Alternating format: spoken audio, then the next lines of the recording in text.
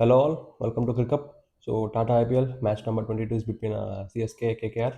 So CSK KKR పైన 32 runs తేడాతో గెలిచారు అండ్ వాళ్ళకి ఈ సీజన్లో ఇది వరుసగా రెండో విజయం అండ్ అలాగే చెపాక్ స్టేడియంలో కూడా వాళ్ళ హోమ్ స్టేడియంలో కూడా వాళ్ళకి సెకండ్ విన్.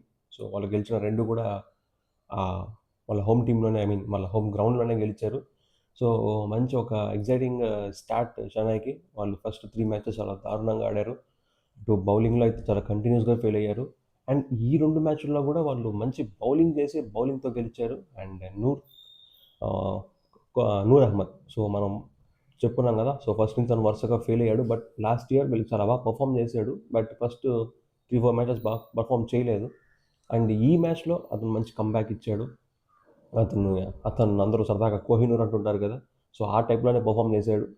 సిఎస్కే ఒక అవుట్ స్టాండింగ్ స్పెల్ వేసాడు, ఒక మ్యాచ్ విన్నింగ్ స్పెల్ వేసాడు. 4 ఓవర్స్లో జస్ట్ 20 రన్స్ ఇచ్చి 3 వికెట్స్ తీశాడు అండ్ ఇంకో స్పిన్నర్ అఖిల్ హుసేన్, తను కూడా 4 ఓవర్స్లో 20 రన్స్ ఇచ్చి ఒక వికెట్ తీశాడు. సో స్పిన్నర్స్ ఇద్దరు మంచి టైట్ బౌలింగ్ వేశారు.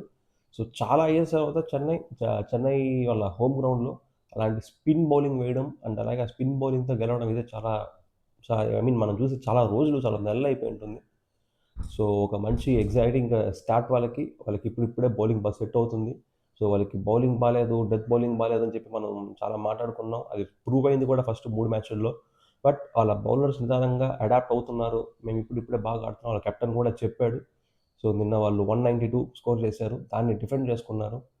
సో ముందుగా టాస్ గెలిచి కేకేఆర్ వాళ్ళు బ్యాటింగ్ తీసుకున్నారు. సో రుతురాజ్ గైక్వాడ్ ఎప్పుడు టాస్ గెలవడం చాలా రేర్ అసలు.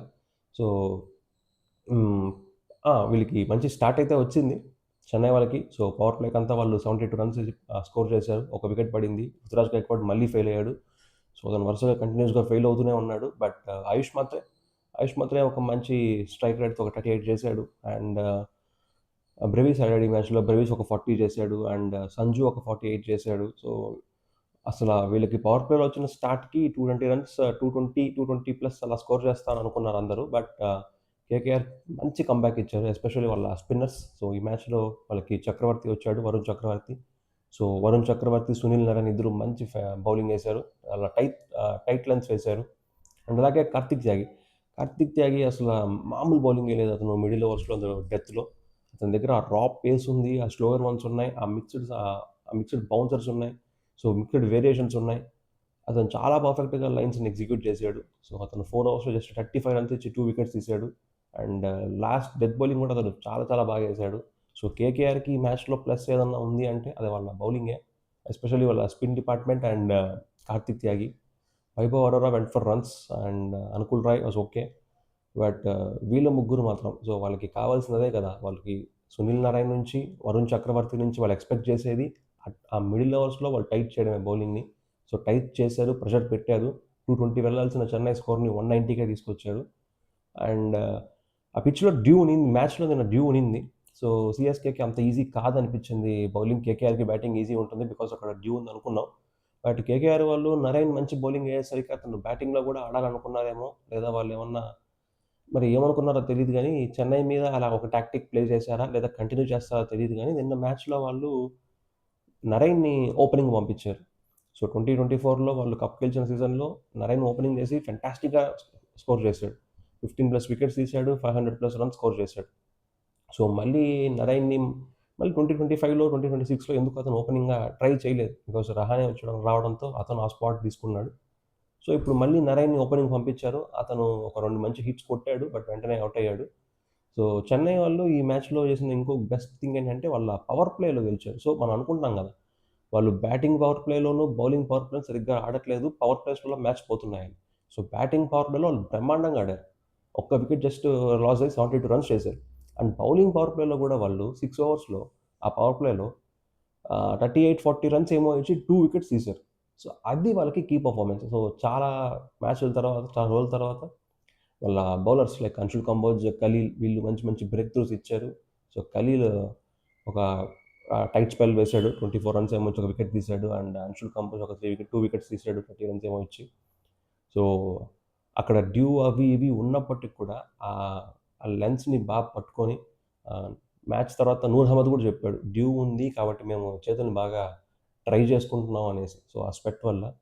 సో అతను హ్యాండ్స్ డ్రైవ్ చేసుకోవడం, సో, అండ్ టైట్ లెన్స్‌ని పట్టుకోవడం, సో, పర్ఫెక్ట్‌గా బౌలింగ్‌ని ఎగ్జిక్యూట్ చేశాడు. And he was unplayable. So, fantastic bowling from చెన్నైకి. సో, చెన్నై వాళ్ళు నిదానంగా కమ్‌బ్యాక్ అవుతున్నారు. సో, 3 మ్యాచ్‌ల తర్వాత వాళ్ళకి వాళ్ళ కాంబినేషన్ ఏంటి? వాళ్ళు ఏ కాంబినేషన్‌తో వెళ్ళాలి? ఏ బౌలర్‌కి ఏ లెంగ్త్‌లో వేయాలని కరెక్ట్‌గా పట్టుకున్నట్టున్నారు. సో, అది వాళ్ళకి ప్లస్ అవుతుంది. సో, మంచి కమ్‌బ్యాక్. అండ్ కేకేఆర్, సో, మనం చెప్పుకున్నట్టే వాళ్ళకి వచ్చిన ఒకే ఒక పాయింట్ కూడా మ్యాచ్ రెయిన్ వల్ల వాష్ ఔట్ అవ్వడం వల్ల వచ్చింది. సో, వాళ్ళకి అంత గుడ్ సైనింగ్స్ లేవు. ఎస్పెషల్లీ వాళ్ళ బ్యాటింగ్ ఫెయిల్ అయింది నిన్న. అండ్ వాళ్ళకి నరైన్‌ని ఆఫ్ ది ఆర్డర్ మూవ్ చేసిన ఒక 20 చేశాడు. రహానే, యాంక్రిష్ ఒక 20s చేశారు. అండ్ బోవెల్, రమన్‌దీప్ ఒక 30s చేశారు. సో, ఆ 20s, 30s సరిపోలేదు. ఆ బిగ్ నాక్ డ్యూ ఉంది వాళ్ళకి. సో, రింకు ఫెయిల్ అయ్యాడు. ఫిన్ అలన్ కంటిన్యూస్‌గా వాళ్ళకి ఫెయిల్ అవుతూనే ఉన్నాడు ఫస్ట్ మ్యాచ్ నుంచి. సో, కేకేఆర్‌కి అటు బ్యాటింగ్‌లో, బౌలింగ్‌లో అంటే బ్యాటింగ్ సార్ట్ ఔట్ అయితే బౌలింగ్‌లో సమస్యలొస్తున్నాయి. బౌలింగ్ సార్ట్ ఔట్ అయితే బ్యాటింగ్‌లో సమస్యలొస్తున్నాయి. సో, మరి కేకేఆర్ వాళ్ళు చూడాలి నెక్స్ట్ ఎలా కమ్‌బ్యాక్ ఇస్తారని. బికాజ్ ఇంకా నెక్స్ట్ 1 ఆర్ 2 మ్యాచెస్ గాని ఓడిపోయారు అంటే వాళ్ళకి చాలా టఫ్ అవుతుంది. బికాజ్ జరిగిన 5 మ్యాచెస్‌లో వాళ్ళు ఆల్రెడీ 4 ఓడిపోయారు. ఒకటి రెయిన్ థ్రెట్ అయ్యింది. సో, ఖచ్చితంగా వాళ్ళు కూడా ఇంక మంచి కమ్‌బ్యాక్ ఇవ్వాలని వెయిట్ చేస్తూ ఉంటారు. లేదంటే చాలా కష్టమవుతుంది. అండ్ సీఎస్‌కే, సీఎస్‌కే స్లోలీ మళ్ళీ పాత సీఎస్‌కే లాగా వింటేజ్ సీఎస్‌కే లాగా మనందరికీ తెలిసిన సీఎస్‌కే లాగా పెర్ఫార్మ్ చేసి కమ్‌బ్యాక్ ఇస్తున్నారు. సో, అది నిన్నటి మ్యాచ్ అప్డేట్స్. Thank you.